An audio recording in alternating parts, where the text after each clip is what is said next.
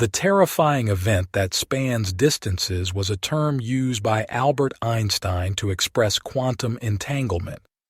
The reason he called it a terrifying event was because he believed it was impossible. He had clearly and definitively demonstrated the universe's most important limit through experiments. This is because the speed of light is the speed of nothing and no object can exceed it. Neither a subatomic particle nor light can exceed this limit, nor can information. You can transfer information from one place to another at the maximum speed of light. Of course, in an incredibly vast universe, this was a bit disheartening, but here is what Einstein, Rosen, and Boris Podolsky learned about quantum mechanics. He explained quantum entanglement with a thought experiment known as a paradox, which he proposed to reveal one of the deficiencies. And according to this idea, two particles, no matter how far apart they are, were in communication. But this could not be possible. There had to be a hidden variable. However, on October 4, 2022, quantum entanglement received the Nobel Prize in Physics. And this debate was in a sense closed. There was no hidden variable and quantum entanglement was real. This award was shared among us, Benger. But as we mentioned earlier, there are other names that need to be mentioned in this story. If you are a fan, you already know the story in general in our videos. We gave John Claus his due, and we were very happy to receive the Nobel Prize, but let's take a look at the general outline of why this award was given and why it was given to these names, and let's talk about them. This phenomenon we have not mentioned before, how this phenomenon will change the world. Yes, the 2022 Nobel Prizes in Physics are also present in the world of science. It finally created a collective wow effect. We are talking about approximately 50 years. Because the research that was the subject of this award goes back to John Stewart in 1964. Essentially, when you measure the properties of one of two particles, no matter how far apart they are in light years, they proved that this measurement instantly determines the properties of the other particle. And one of the reasons why this strange event is so important is this. It is vital in terms of quantum composition. We're talking about everything from cryptography to quantum computers, from quantum internet, especially when we look at what they promise. How the measurement will be interpreted is one of the most important fields of study in our age. When we talk about the information belonging to an object, for example, when we say that half of the glass is full, we think that this information is a feature of that object.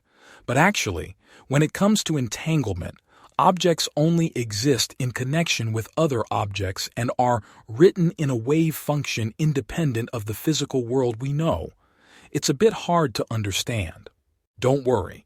Look at what the Nobel Prize-winning USB said. I dedicated my life to finding the limits of quantum mechanics, but in the end, I accept that it is not the case. I've started to accept crazy pictures that come to my mind. Let's talk about the background without going into the details of these crazy works. How did we get here? You know quantum mechanics. It was born in the early 20th century when scientists were trying to understand the depths of the atom during the period we call the Second Industrial Revolution. When we look at the whole process, the most striking and confusing peak of quantum mechanics was the uncertainty principle. He designed a thought experiment but could not perform the experiment directly. This idea did not interest many people for a long time. Nobel Prize winner John Clauser, who also sided with Einstein in this regard, was also a classicist.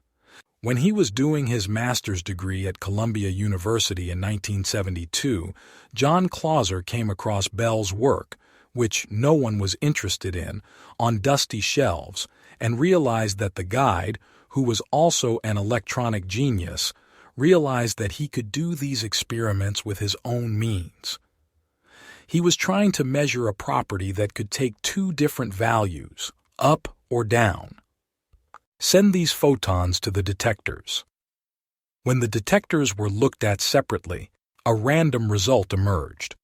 There was no specific order, But when the results of the two detectors were compared, he encountered a strange, very strange result. The polarization in both detectors was the same. Their characteristics were completely the same. As much as there is an up, there is a down.